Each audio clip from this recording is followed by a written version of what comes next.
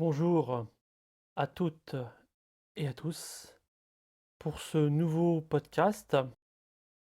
Je m'appelle Philippe Oisor, je suis écrivain, enseignant et numérologue. Bienvenue sur le podcast des petites flammes. Alors les petites flammes, vous savez, c'est vous. C'est vous les petites flammes. C'est tous les chercheurs en spiritualité, tous ceux qui ne sont pas satisfaits de leur vie, de leur existence, et qui sentent en eux un appel intérieur profond. Donc hélas, ce n'est pas tout le monde. Tout le monde n'est pas capable d'écouter les enseignements de vérité, les enseignements de la lumière, le chemin que l'on appelle le sentier du retour, que certains appellent le chemin de la réintégration.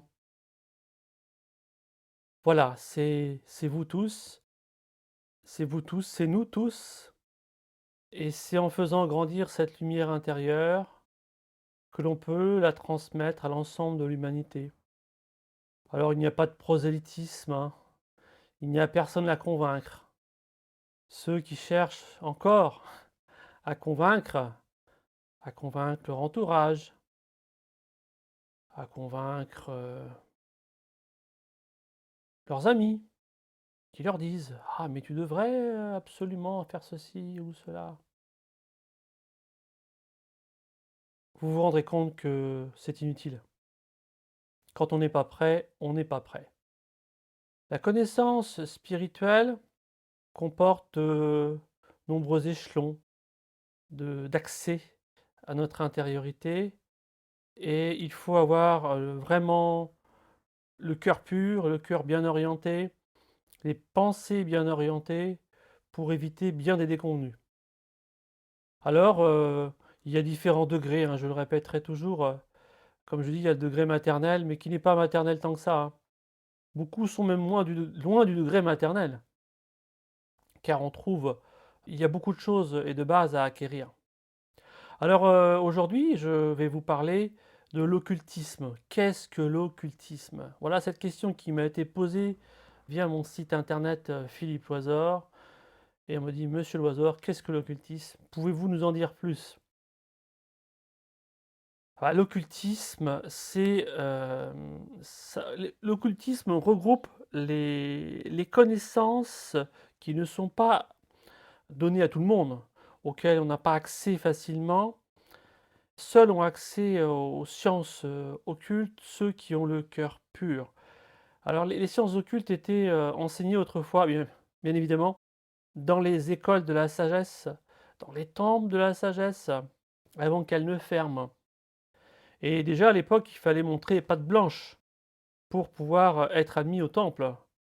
Et seuls ceux qui démontraient une belle aura et un motif noble pouvaient pénétrer dans l'enceinte du temple, même pas au cœur du temple, dans l'enceinte, à l'extérieur du temple.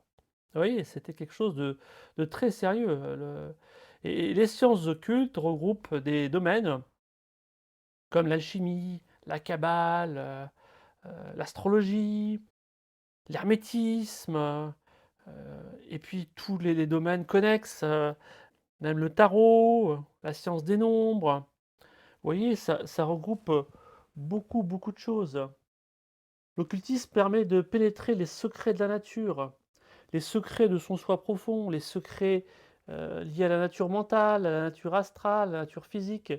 Voilà, et tout ça, ce sont des sciences, qualifiées de hermétiques. Hermétiques parce que on ne peut pas pénétrer aisément à l'intérieur. Elles sont protégées, pour ainsi dire. Vous voyez? Donc, les sciences occultes, eh bien, c'est quelque chose qui doit pas faire peur parce que j'ai déjà eu ça en conférence, on m'a dit: «Mais monsieur Loizor, le mot occulte, ça me fait un peu peur». Beh, oui, il y a des charges, d'égrégore sur ce mot, et il ne faut pas avoir peur de ce mot. Certains ont une mauvaise opinion, une mauvaise appréciation de ce mot. Il y a beaucoup de critiques, de gens qui sont pas prêts et qui critiquent et qui critiquent et qui sont médisants. Et au fil des années, des décennies, il y a des charges, qu'on appelle des charges, hein, des amas de formes pensées, d'égrégores négatifs liés aux mots. Alors on trouve ça pas seulement sur le mot occulte ou occultisme, hein, on trouve ça partout, hein. C'est propre à l'être humain de colorer une situation avec des formes pensées. Vous voyez? Et les sciences occultes n'échappent pas à cette règle, ou même le mot ésotériste n'échappe pas à cette règle. Moi, j'ai souvent entendu dire, des fois, dans mon entourage: «Ah mais ça, c'est ésotérique». Ah, avec une petite pointe, limite péjorative: «Ah bah ça, c'est ésotérique, on peut rien y comprendre». Et oui, les sciences ésotériques, ne sont pas données à tout le monde. Il y a différents niveaux d'ésotérisme et surtout il y a l'exotérisme. Et l'exotérisme, c'est un peu l'enceinte du temple extérieur. Ce sont les enseignements préparatoires, et là j'insisterai là-dessus, actuellement sont redonnés les enseignements préparatoires au développement spirituel, au développement de la conscience. Le yoga est aussi un développement occulte. Le hatha yoga, le raja yoga, où toutes les branches du yoga sont considérées comme occultes. Et c'est pareil, il y a une gradation, on pénètre à l'intérieur progressivement. Il faut déjà apprendre à se connaître et à se maîtriser en profondeur et pratiquer certaines disciplines ascétiques pour pouvoir pénétrer au fond, au fin fond de soi-même, au fin fond de l'être, et c'est ce que je vais m'efforcer de vous enseigner. Donc, le, le profane, comme on dit, ne peut pas pénétrer les sciences occultes. Alors, profane, vous allez me dire, mais monsieur Loisor, qu'est-ce que le profane? Ben, il y a toujours une différence entre le profane et le sacré. Quand vous rentrez sur le chemin spirituel, vous rentrez dans le domaine du sacré. Et là, il y a déjà des premiers tests qui vont commencer à se présenter pour tout chercheur, quel que soit son niveau de développement. Quel est le mobile, quel est le but de sa quête intérieure? Est-ce que c'est un profit personnel, égoïste? On en est toujours là, toujours, toujours, toujours. Si les mobiles sont pas bons, si le motif qui vous entraîne là-dedans n'est pas bon, si c'est fait d'objectifs personnels, d'objectifs négatifs, j'allais dire pour conquérir le monde, pour écraser les autres, pour acquérir des pouvoirs personnels, afin d'être toujours le meilleur, le plus fort, pour renforcer l'ego, c'est foutu. Je suis désolé, là je vais parler en termes clairs. Alors que si, au contraire, vous avez vraiment la volonté de vous améliorer, de vous transformer, de devenir meilleur pour vous-même et pour les autres, donc pour la société, et bien là, les portes vont s'ouvrir petit à petit et vous aurez accès au véritable enseignant spirituel, enseignement spirituel. Vous voyez? Donc, les sciences occultes, c'est en fait, j'allais dire technocratiquement parlant, ça veut dire occulte, c'est occultiste, c'est marrant. C'est vrai que, autrefois, on appelait, vous voyez, c'est encore un lapsus. Autrefois, on appelait les personnes qui s'intéressaient à l'occultisme des occultistes, vous voyez? Des occultistes, vous voyez? Et ce n'est pas rien. Alors j'ai beaucoup de choses à dire encore sur ce sujet. Alors, je vais citer aisément une des plus grandes occultistes du XXe siècle, Elena Petrovna Blavatsky. Ah, je la cite souvent parce que de nombreux autres occultistes sont venus piocher dans ses écrits. Piocher, mais c'est pas grave, c'était prévu par le plan divin. Elle a redivulgué un ensemble de matières occultes, celles que la Grande Fraternité intérieure avait décidé de redivulguer à nouveau aux fils des hommes. Aux fils des hommes, c'est-à-dire les êtres humains qui sont prêts à en faire un bon usage. Malheur à celui qui ferait un mauvais usage des sciences occultes. Ça se retournerait contre lui avec ce qu'on appelle la loi du choc en retour. Alors, la loi du choc en retour, ça aussi c'est encore un sujet. Il y a des petits malins qui veulent contrecarrer cette fameuse loi du choc en retour. Ça veut dire si on fait quelque chose de négatif envers quelqu'un, on se prend un choc énergétique en retour. Un peu comme un boomerang que l'on lance et qui nous revient en pleine figure, si on ne sait pas l'attraper correctement. Mais la métaphore s'arrête ici. Le, le choc en retour, quand on envoie une mauvaise pensée quelque part aussi envers quelqu'un ou vers une situation, et a fortiori quand on utilise, des techniques dites spirituelles, on ne peut pas échapper à cette loi de boomerang, hein, cette loi du choc en retour qui est une loi universelle, c'est qu'on ne peut pas faire aux autres ce qu'on ne ferait pas à soi-même. On ne peut pas dévier en fait, les lois sont parfaites. On ne peut pas faire du mal à son prochain. Toute la négativité que l'on projette envers son prochain, c'est direct retour à l'envoyeur, quoi qu'il arrive. Ça peut mettre des incarnations, ça peut mettre même des âges, mais au final, ça revient toujours. Comme le disent les grands adeptes de sagesse, on ne choisit pas le moment du retour. Mais je peux vous dire, quand vous le prenez, vous le prenez et vous le prenez bien. C'est la loi. On n'échappe pas aux lois de l'univers. C'est pour ça que tout le monde évolue et personne n'échappera à l'évolution. Donc les sciences occultes, c'est pénétrer les matières, j'allais dire bien connues. Ces sciences occultes qui sont l'alchimie, l'astrologie, la kabbale, la science du yoga, ce sont des sciences occultes qui sont réservées à ceux qui ont le cœur pur, qui vont en faire un bon usage pour eux-mêmes et pour autrui, pour un service à l'humanité. Et c'est tout. Et ça se fera par gradation. Comme sur cette terre, dans le royaume d'en bas, on ne donne pas des diplômes à n'importe qui.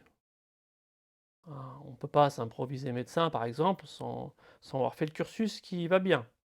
Hein, sinon, c'est du mensonge. On ne peut pas inventer un faux diplôme. Dans les lois spirituelles, c'est pareil, en haut comme en bas. Il y a aussi des écoles de l'invisible, des écoles de la sagesse, qui existent toujours sur le plan subtil. Et oui, tout ça, ça existe. Mais ça sera pénétré par le cœur. C'est pour ça que beaucoup de personnes, celles qui n'arrivent pas à pénétrer ces fameuses sciences occultes, c'est qu'en fait, elles n'y ont pas accès, elles n'y auront jamais accès. Et il vaut mieux au final qu'elles le critiquent. Finalement, c'est une autopréservation. Elles n'y ont pas accès, elles n'y auront jamais accès, ou dans des temps très très éloignés. Vous voyez? Donc ceux qui n'ont pas accès ou qui critiquent abondamment les sciences hermétiques, les sciences ésotériques, elles n'y ont pas accès. Elles n'y auront jamais accès, ou en tout cas dans des temps futurs. Ça, c'est une certitude. Parce qu'en fait, il faut avoir des intentions nobles, des intentions impersonnelles, ce qui est rarement le cas des individus qui ont un caractère matérialiste, qui ont une éducation matérielle et qui ne voient que par l'objectivité des choses. Voilà. Donc vous en savez déjà un peu plus sur cette histoire de l'occultisme. Alors on peut citer des occultistes connus. On peut citer Rudolf Steiner comme un grand occultiste. On peut citer Eliphas Lévy comme un occultiste. Il y a différents types d'occultistes, même Elisabeth Esch, que je cite parfois, était également une occultiste, par leur accès, leur connaissance profonde, leur amour profond pour l'humanité, leur service désintéressé, désengagé, avec une volonté d'élever, d'énoblir. C'est le contraire du matérialisme, en fait, et du matérialiste. Beaucoup ne voient dans ces sciences occultes que des objectifs de profit, d'arracher à la nature ce qui n'est pas mérité. Alors qu'en fait, tout n'est que mérite et démérite. On est à une époque qui est assez exceptionnelle. On ne parle même plus de cette loi de mérite et de démérite qui était enseignée autrefois dans les temples. Là, c'est comme si tout le monde devait mériter. C'est comme s'il y avait des injustices. Ah, mais il arrive ceci, il arrive cela. Et non, mérite et démérite. On l'a encore, même en entreprise. On dit, ah mais celui-là, il est méritant. Le mérite. Pourquoi est-ce que celui qui ne fait pas d'effort mériterait quelque chose? Ah, dites-le moi ça. Ça n'existe pas, ça. Ça n'existe que dans le Kali Yuga, dans le monde inversé dans lequel on vit. Mais ça n'ira qu'un temps. Celui qui usurpe un poste, une activité, qui n'a pas les compétences, qui n'a pas le talent, ça marchera qu'un temps. Donc les sciences occultes, c'est tous ces phénomènes psychologiques, physiologiques, cosmiques, physiques, spirituels. Ça, c'est un ensemble de choses, de matières très très profondes. Et le jargon, Effectivement, il est compliqué. Il est compliqué pour celui qui ne sait pas entendre avec ses ouïes son ouïe subtile. Il y a pour celui qui ne sait pas voir avec ses yeux subtils, vous voyez? Les fameuses phrases que celui qui a des oreilles entende. Ah, c'est pas le son physique, hein, c'est pas le son, c'est tous nos sens, subtils qui sont, à l'état inerte chez la quasi-totalité de l'humanité. Vous voyez? Actuellement, on met les gens en compétition, en compétition. Tout le monde est en compétition avec tout le monde, alors que les ressources de la nature sont gratuites. Tout est gratuit sur cette terre. La nature est gratuite. La graine, elle est gratuite. Elle pousse indéfiniment, elle porte ses semences. Alors qu'une minorité d'individus a décidé le contraire, de s'accaparer, de modifier les graines, de faire payer les semences. C'est une faute cosmique gravissime, gravissime. Actuellement, de nombreuses fautes sont commises, gravissimes.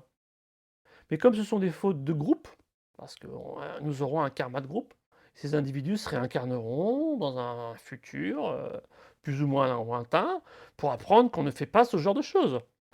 C'est une erreur colossale, tout comme les produits qui sont commercialisés et qui ne devraient pas l'être. Hein, tout ce qui est bon n'est pas fait, et tout ce qui est mauvais est fait. Voilà, donc ce petit parallèle avec cette histoire de l'accès aux sciences occultes, eh bien, c'est les personnes qui le méritent. Les personnes qui le méritent. Quand on démérite, on n'a droit à rien. Je peux vous dire que ça coûte cher.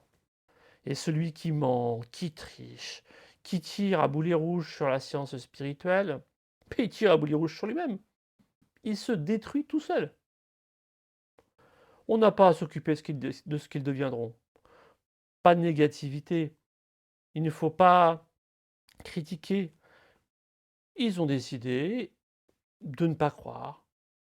Ils ont décidé de ne pas utiliser leur libre arbitre avec intelligence. Ils ont décidé de partir sur le chemin que l'on appelle le chemin de gauche.